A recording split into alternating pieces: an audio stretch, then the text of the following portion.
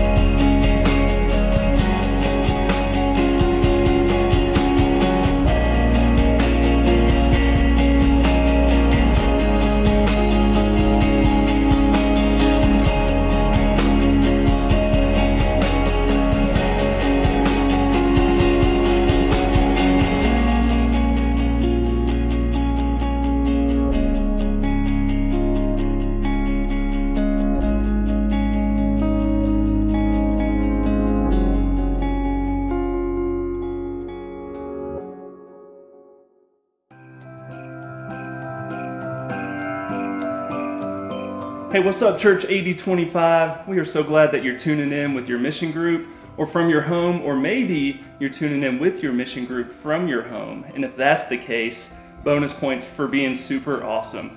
We've really enjoyed going through this Advent series as a mission group and with our family. Last week was all about love. And Katie and I, we really enjoyed telling our kids about the story of us falling in love, even though they just kind of thought it was gross and a little bit hilarious. But that's okay, because we're moving on to week 3, which is all about peace. In our groups this week, we're gonna make something that reminds us of peace. And remember, if you still wanna join a mission group, you can do that at church8025.com. Thanks again for joining us, and Merry Christmas.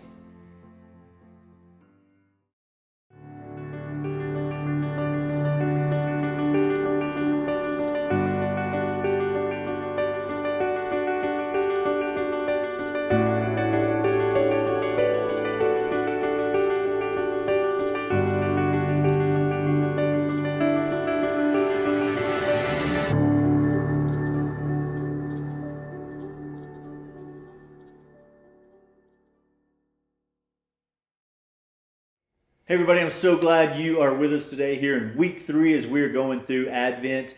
We are only 12 days away from Christmas, and I don't know about you, but I am excited. I love Christmas anyways, but especially this time of year, there's just there's some excitement in the air. There's some buzz when you're out around town, an excitement about Christmas, and I absolutely love it. I love the energy that is around this time of year, and it's getting close. We're 12 days away from Christmas. I mean, that's pretty close. How many of you in your mission groups there, raise your hand, have finished all of your Christmas shopping?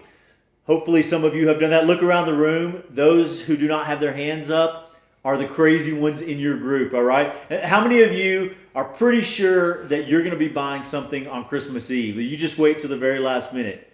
Yeah, some of you, I'm sure somebody raised a hand there, and you wait till Christmas Eve. I don't know how you do that. I don't know how you sleep at night. I don't know how you have any peace waiting that long to buy Christmas presents. And that's actually a good transition into what we're talking about today, because we're talking about peace, not the kind of peace that you wrestle with if you haven't finished your shopping yet, but a peace that's bigger than that.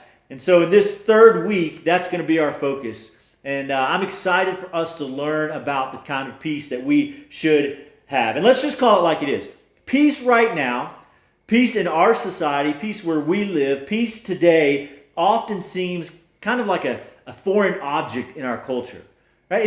It doesn't seem like there is a lot of peace. There's a lot of division. There's a lot of fighting. There's a lot of choosing sides. But there's not a lot of peace when we look around at our society, when we look around at our culture.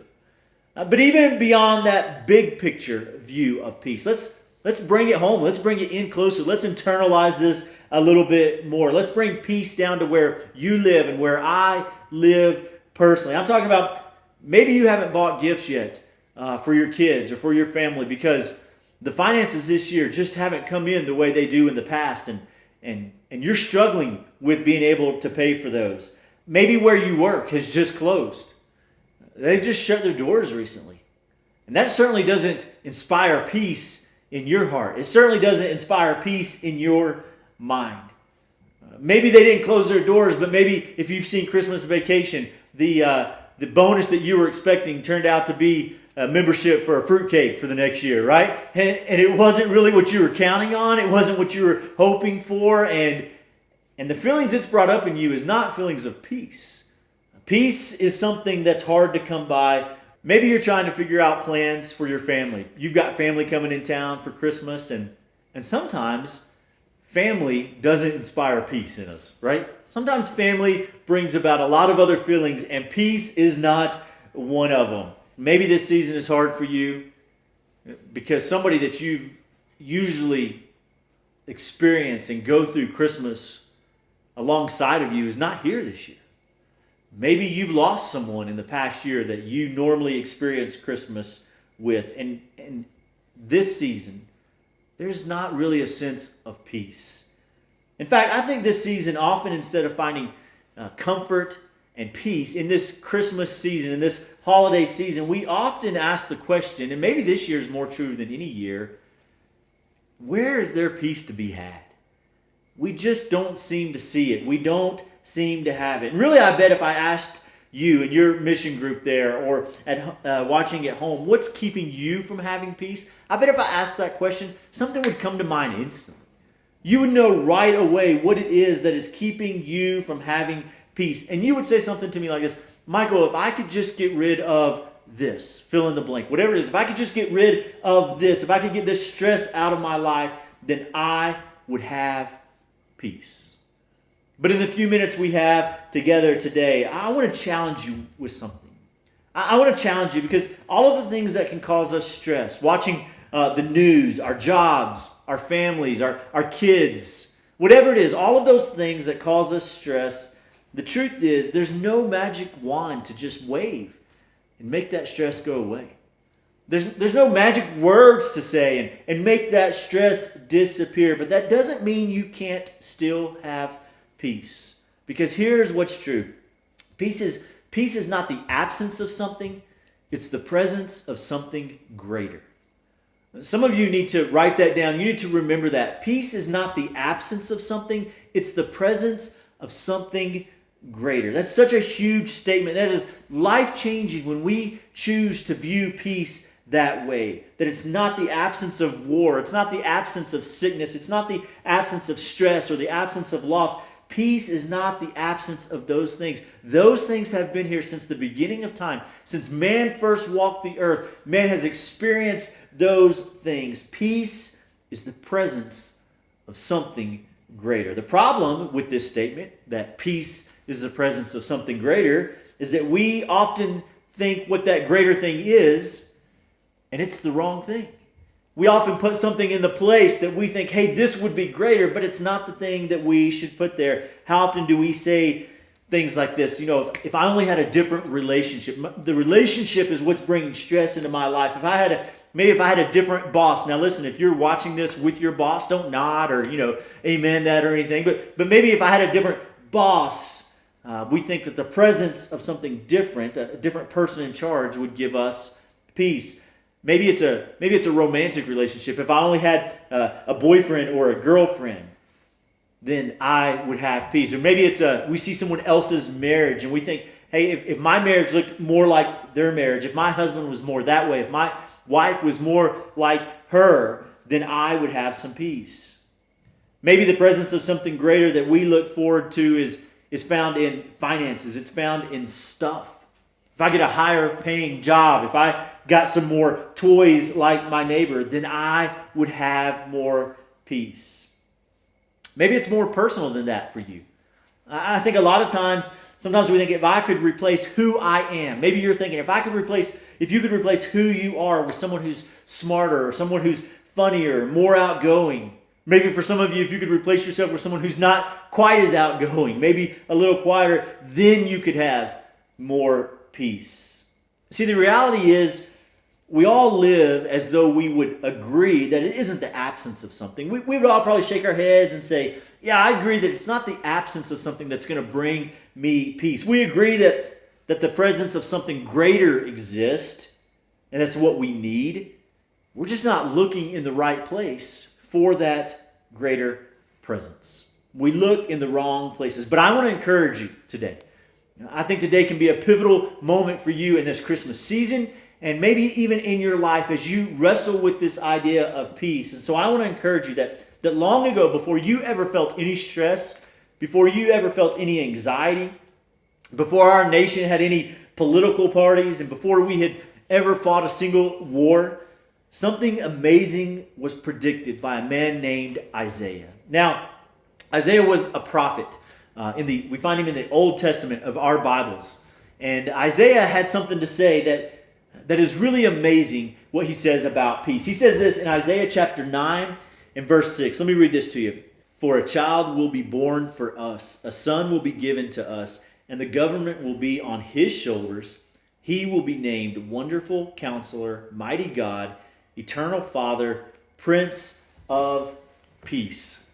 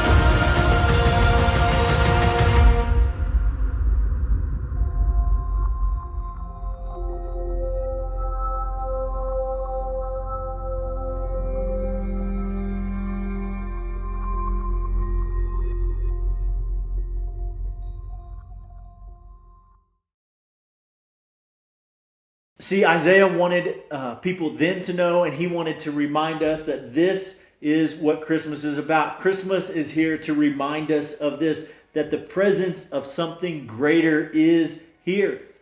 It's Jesus. Peace is the presence of something greater. Jesus has come so that we can have peace through our Creator. And I have to tell you that this is so much greater than a raise or a girlfriend or even our health. Those things are good. I'm not knocking those things, but those things do not bring the peace that we're talking about that comes in the person of Jesus, because none of those things solve the problem that we ultimately have.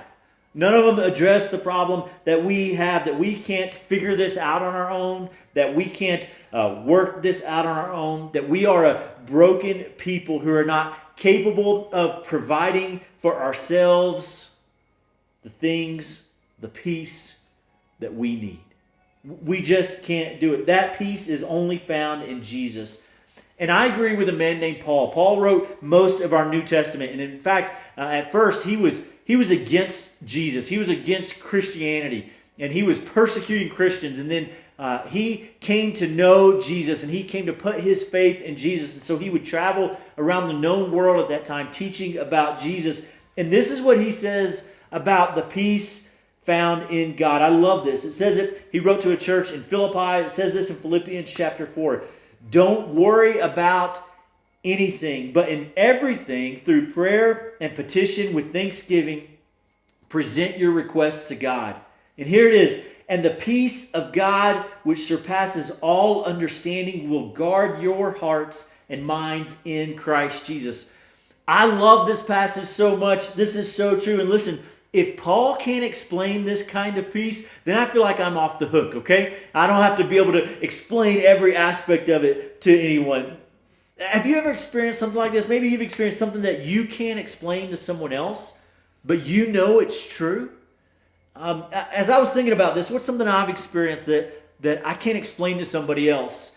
There's a few things that I thought of, but one of them was when I was very first in the Air Force. I flew on a plane, but I wasn't a fighter pilot. But at the base I was stationed at when I was in training, I was just a brand new lieutenant. I didn't know anything about anything. But I knew there were F-15s that were flying up and down the airspace around the base I was at, and that I wanted to get a ride in one. And so I went to the guy who was in charge of me, and I asked, and he said, yeah, we can line that up for you. And so I remember the day that got lined up, that I got to fly in one of these bad boys. And these things are amazing. And so I went out to the flight line, and I was all suited up, and we got out into the F-15, and I climbed in it. And then we ended up having to get out of that plane because something was wrong with it, but I didn't even care. And so I remember the pilot saying to me, hey, you may not get to go because I've got to hop jets really quick. And so we may just have to do this another time. And I said, listen, brother, if you point the one out that I'm supposed to get in, I will beat you there. And so he laughed and said, okay. And he told me which one. And I remember shuffling across the flight line. I didn't even undo, my harnesses and stuff. I just kept them all pinned together. And I climbed up. And then we took off in this F-15. And I can't describe it. It was amazing. We flew for about an hour. We were doing a one-on-one dogfight in the air with another F-15. And it was just amazing. He let me take the stick. He said, hey, you want to fly it? I know he didn't really let me fly it, but man, I got to spin it a little bit. I felt like I was in control. It was just one of the most amazing, maybe the most amazing thing that I've experienced. And when I try to explain it to people, they're always like, oh man, that's cool. That's neat. But I know they don't get it. They don't understand what it was like. You know who understands what it's like to ride in an F-15? Is somebody who's ridden in an F-15. They're the only ones who get that. They're the only ones who understand that. And when we have a relationship with the Savior, Jesus, that came to earth for us, when we can go to Him with our worries, when we can go to Him with our anxiety and with our fear, we can go to Him with what is stressing us out. I can't explain it to you. I can only tell you when you experience it, it will change your life. In fact, here's what Jesus says about this peace. He says this, John writes this down for us. It says, peace I leave with you. My peace I give to you. I don't give it to you as the world gives. So it's not the kind of peace that the world has. Don't let your hearts be troubled or fearful. Man, what a great thing for Jesus to tell us. Not come up with your own peace, not figure it out on your own, but He's going to give us His peace. And it's not peace that people in the world who have not experienced Jesus will understand. See, true peace is taking what is broken and restoring it to wholeness. And only Jesus can do that. I can't do that. You can't do that. A new boss can't do that. A new relationship, more money. None of those things can do that. Only Jesus can do that. And here's what I want you to remember. Peace doesn't come from what we know. It comes from who we know. Peace doesn't come from what we know. It doesn't come from having all the answers about a relationship or about a job or about our country or about culture or our society. Peace doesn't come from what we know. Peace comes from who we know. And so my question for you, my biggest question for you today is, do you know the peace that can only be found in Jesus? And if you don't, we would love to have a conversation with you. Maybe this year has just wreaked havoc on you. It has a lot of people, but I've got to tell you that because of Jesus, I still have peace. And if you want to know about that peace more, we'd love for you to email us at info@church8025 so we can have a conversation with you about what that peace looks like.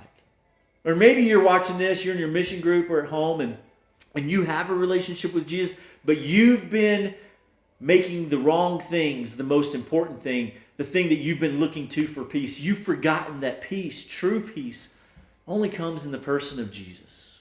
So hopefully today you will remember that it's not, peace is not found in what we know, but who we know. And so in your mission groups here, as we close up today, I want to ask you a few questions for you to discuss. One is, what's robbing you of peace right now? I want you to talk about that with each other. Share with each other. What is keeping you from having peace right now?